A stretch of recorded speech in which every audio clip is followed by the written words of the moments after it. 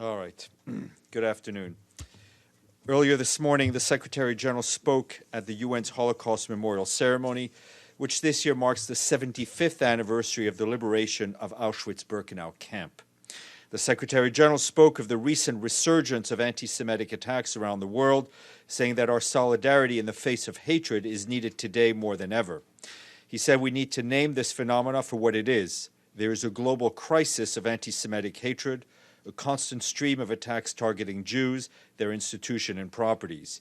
He also drew attention to the initiatives designed to counter such hatred, including the UN Strategy and Plan of Action on Hate Speech that he launched last year, and the UN Plan of Action of Safeguarding of Religious Sites. The Secretary General added that new surveillance technology can also be abused by both governments and corporations to enable discrimination and deny people of their rights. He said the high-level panel on digital cooperation had recommended actions to safeguard human rights in the digital age, which will include working with partners to develop standards for fair, accountable, and transparent artificial intelligence. On Saturday, the Secretary General also spoke at the Park East Synagogue on the Upper East Side here in New York, which he has visited every year since becoming Secretary General, and in his remarks there, he stressed that the United Nations stands with you every day, together with many people around the world who believe that an attack on one is an attack on all. And also, I just wanted to flag that due to scheduling considerations and issues, we were postponing the Secretary General's press conference by a week, and we will see you next Tuesday, a week on 3rd February for the press conference. Turning to Syria, the UN remains deeply concerned about the safety of over 4 million civilians in northwest Syria, over half of whom are internally displaced, following reports of ongoing airstrikes and shelling over the weekend. The UN Office of the High Commissioner for Human Rights reports that over 1,500 civilians in the northwest of Syria have been killed since April, when the current military escalations began, including 430 children and 290 women. Since December 1st, an estimated 389,000 people have been displaced. That's an increase of more than 30,000 since last week. The vast majority, about 80% of those people who are being displaced, are women and children. In the latest displacement compounds are an already dire humanitarian situation on the grounds in Idlib, where more than 400,000 people were displaced between the end of April and the end of August, many of them multiple times. We continue to call for a cessation of hostilities and urge all parties and those with influence over the parties to ensure the protection of civilians, the protection of civilian infrastructure, and that's in line with their obligations under international humanitarian law. Turning to Libya, the UN Human Rights Office, in a new report today on the airstrikes last July on the Tajura detention center in Libya, renewed its call on all parties to the conflict in that country to conduct independent, impartial, and thorough investigations to ensure accountability for the violations of international law. The report concurs with previous UN findings that the airstrikes were likely conducted by aircraft belonging to a foreign state, noting that, quote, it remains unclear whether these air assets were under the command of Libyan National Army or were operated under the command of that foreign state in support of the LNA. The report, quote, calls on all parties, as well as any state supporting either party, to conduct investigations in the airstrikes with a view of ensuring the swift prosecution of those responsible. Over the weekend, the UN support mission in Libya deeply regretted the continued blatant violations of the arms embargo in Libya, even after the commitments made in this regard by concerned countries during the Berlin conference. The UN mission said that over the last 10 days, numerous cargo and other flights have been observed landing in Libyan airports in the western and eastern part of the country, providing the parties with advanced weapons, armored vehicles, advisors, and fighters. The UN mission condemns these ongoing violations, with the risks plunging the country into a renewed and intensified round of fighting. Meanwhile, the Special Representative of the Secretary General for Libya, Ghassan Salamé, is currently in Tunisia, holding meetings and preparations of the security track and the political tracks of the peace process. And on the coronavirus, I wanted to flag that the Director General of the World Health Organization, Dr. Tedros, arrived in Beijing today. He is expected to meet with senior Chinese government officials to discuss the coronavirus outbreak. WHO has stressed that we have a chance to get ahead of the virus if we all work together. It has provided advice to countries on how to identify and care for people sick with the virus, as well as those individuals, and how individuals can protect themselves and others. You can find information on the WHO's website.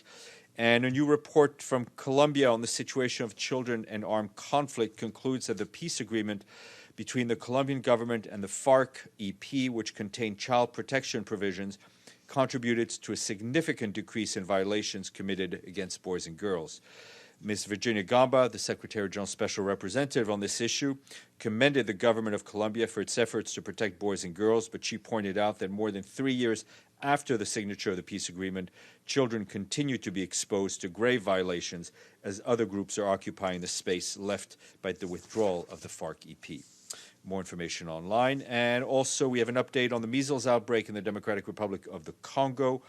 Although case incidents showed a decreasing trend in December, the cumulative number of cases and deaths has continued to increase, with over 6,000 deaths reported last year. Cases of measles continue to be reported in all 26 provinces, including the provinces of Ituri, North Kivu, and South Kivu, which are also affected by the Ebola outbreaks. The majority of the measles cases, 75% of those cases, are impacting children under the age of 5. The emergency of new cases is likely a result of persisting gaps in the vaccination coverage, which needs to be scaled up accordingly. $40 million are needed urgently in order to extend the vaccination to children over 5 and to reinforce outbreaks response activities beyond vaccination. Another reminder to vaccinate when you can. And in Madagascar last week, following heavy rains and flooding caused by tropical disturbance, there's been an impact to 107,000 people and caused at least 31 deaths. More than 16,000 have also been displaced. The government is leading the response with support from the UN and humanitarian partners who have mobilized and pre-positioned stocks to assist people impacted by the floods. And as you may have seen over the weekend, we issued a statement where the Secretary General said he was deeply saddened by the loss of life and destruction of property in the wake of an earthquake in the Elazig province of Turkey. And that statement was shared with you. Mr. Bays. A couple of questions. First, a clarification. You say the Secretary General can't be with us tomorrow because of a scheduling conflict. Can you tell us, is he in New York at 12:30 tomorrow, and what is he doing? There is the global town hall meeting with staff and other issues which may run over, and there are other issues that have come up.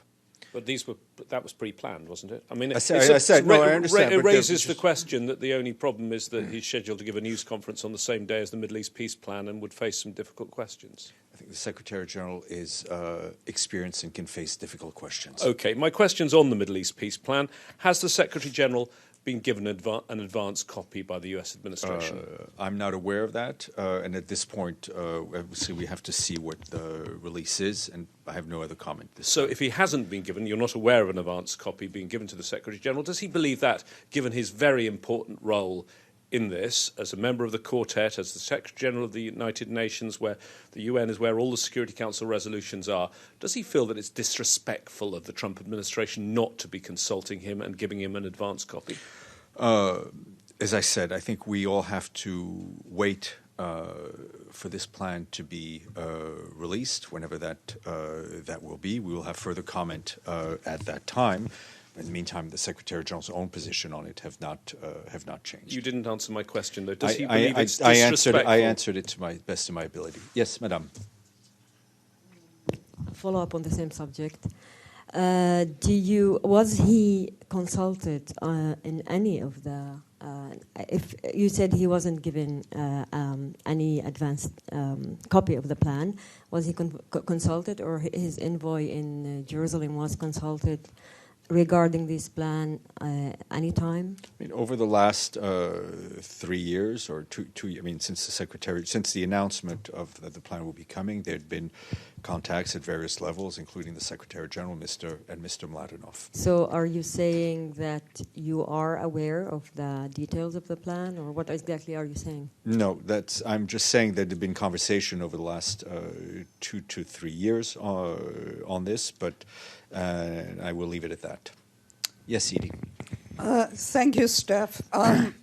on the new coronavirus. Last week there was a closed meeting of the major emergency experts from OSHA, UNICEF, WHO, etc. Can we have some kind of a reading on what they have decided to do? Because we were told that meeting was aimed at helping fragile countries that might not be able to deal with such a virus themselves. Yeah, unfortunately, I have nothing for you on that meeting. Errol. Yeah, just actually, it's a follow-up, although I have a separate one on Libya, but it also all the time raises the question, Stefan, how much UN is involved in these kind of processes, whether it's more passive, more active role. So how would you characterize the involvement of the UN? Our involvement is regulated through relevant Security Council resolutions. We have a special coordinator on the ground, Mr. Mladenov, and as you know, the UN has extensive humanitarian operations in the area. And what would be the leadership of the Secretary General in that direction to move a little bit forward? Beside that, I think the Secretary General's position on the Middle East peace process are regularly shared with you through public briefings in the Security Council. May I ask one on Libya? Or? You may ask one on Libya. Thank you. Today, Foreign Minister for Germany was very disappointed by the progress, actually lack of progress of the follow-up on the Berlin peace process, peace conference. He said that the Security Council should be informed. What is, again, the role or what is the position of Secretary General? Well, I mean, we share the disappointment expressed by Mr. Salameh of this continuing violation of the arms embargo. I mean, as I just flagged, we're seeing flights continue to arrive in different parts of Libya, disgorging weapons, troops, armored carriers. Those are blatant violations of Security Council resolution. Mr. Salameh, for his part, is pushing forward, as we always do, on the political track with trying to organize and set up the number of meetings that he had flagged on the military issues, on political issues, on economic issues. We will continue to persevere and push for the political track. But obviously, the parties on the ground need to honor cessation of hostilities, and all those parties who are helping one side or another need to abide by the commitments made in Berlin and need to abide by Security Council resolutions. Nabil. Back to the peace plan. It seems that the plan will address the borders issue. So can you please remind us what's the UN position on Israel's borders and the Palestinian state border? The Secretary General of the UN's position are reflected every month or more than once a month in the Security Council briefings, and you can refer those to that. His Secretary General's positions are unchanged. On Corona, did the UN evacuate any personnel from No, China? not that I'm aware of. Yep. Hi, Steph. It's related to the coronavirus, and it's going to take a second to lay out the question, so I appreciate your patience. The International Civil Aviation Organization has recently been blocking people on social media. It looks like it's at least a couple dozen people that include think tank experts, researchers, writers, journalists, citizens. And they all have a common thread, which is that they're saying Taiwan should be receiving information directly from the ICAO, not that they should be a member of the ICAO, but that they should be receiving, as a regional transport hub, information directly from them. ICAO has responded saying that it reserves the right to get rid of irrelevant, compromising, and offensive material. So I wanted to see your thoughts. The head of the ICAO, by the way, right now is a Chinese national, someone from the PRC. And so I'm wondering if you see this as a politically motivated way to silence opinions. One of your colleagues, I think, just emailed me the same question. I'm in touch with, I've reached out to ICAO to see what exactly is the issue, but ICAO is an agency with its own governing body, not under the authority of the Secretary General. But let me see what I can find out from ICAO. James. Thanks, Stefan. It's another question on the Middle East peace plan. You said a few times that the Secretary General, his position hasn't changed. It's been stated in the Security Council again and again. Are you saying that you don't think now is the time to make any changes to this, or are you willing to see what the Americans put forward tomorrow? I'm not. That's not. All I'm saying is that the Secretary General's positions are unchanged, and they've been related to you.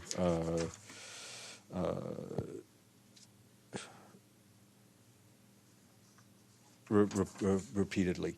Does he have an open mind, and is he willing to look again at some of these bedrock principles? I will leave it at that for the time being. Yes, madam. A follow-up on the Middle East plan. So let me paraphrase my question this way. So does the Secretary General, or is the Secretary General disappointed regarding the fact that a peace plan will be announced, a so-called peace plan will be announced tomorrow, when where a partner or a main partner to this plan is made absent? So what's your comment on that? I'm not. I understand what you're all trying to get and what you need. But I'm not going to get into saying anything further until there's an announcement. No, but I'm not asking about the plan itself. I'm asking about the fact that somebody who's is a main partner is made absent. I understand, but I will not get into it. Okay, I have a question about Iraq. Lovely. I'm not sure. The demonstrations in Baghdad and other parts of Iraq they have been continuous, peacefully mostly, and the killing and injuring of civilians and also continuing. Any comments, and is your representative there in contact and negotiation with different parties? Yes, I mean, the UN on the ground continues to be engaged with the Iraqi authorities and Iraqi civil society. I think in Iraq, as in other places around the world, there is a discontent, and leaders need to move forward, listen to the people. The new government needs to be formed, but Iraq is a sovereign country, and will be the decisions of the Iraqi leaders. But we have been concerned by the continued violence, by the attack on demonstrators. Some of them, we understand, have been subjected to horrendous treatment, and these things are of concern to us, and they've been raised directly with the Iraqi authorities. Are you there, or is there somebody? I know that Mrs. Janine, she went once since October. I'm not sure if she went again to Tahrir Square in Baghdad. Is there somebody from the UN who is monitoring, or I will find out how detailed the monitoring is, but I mean, we have quite a large presence in Baghdad, and our team there is well aware of what is going on the ground. Edie, and then we'll go back to Mr. Bays. Thank you, Steph. Does the Secretary General have any comment on an attack yesterday that killed 20 Malian soldiers at a base near Mauritania, which appears to be an extremist attack? Yes, or the head of the mission, Mr. Anadif, condemned the attack, the cowardly attack on his via Twitter. He expressed his heartfelt condolences to the bereaved families and wished a swift recovery to those injured. We are the mission itself deployed to the area of the attack today to support the Malian armed forces and reiterate its commitment to support peace and stability in Mali. James, and then. Yes, so two questions. One is a follow-up on Libya. 8 days now after the Berlin conference, General Haftar is clearly pursuing an offensive on a number of fronts, and now the GNA, Prime Minister Siraj, saying that they are debating whether to continue in this process. How disappointed is the Secretary General that rather than after Berlin there's an improvement in the situation. Things seem to have deteriorated so badly. And specifically, can you tell us whether the meeting that is supposed to take place in Geneva tomorrow of both sides is going ahead? I need to get some details on the meeting. I know Mr. Salameh is working hard towards making those things happen, but I need to get some details. Listen, it doesn't take a genius to see that we're going in the wrong direction, right, on the ground. As I said, the arms keep flowing in, the fighting is continuing, and the Libyan people keep suffering.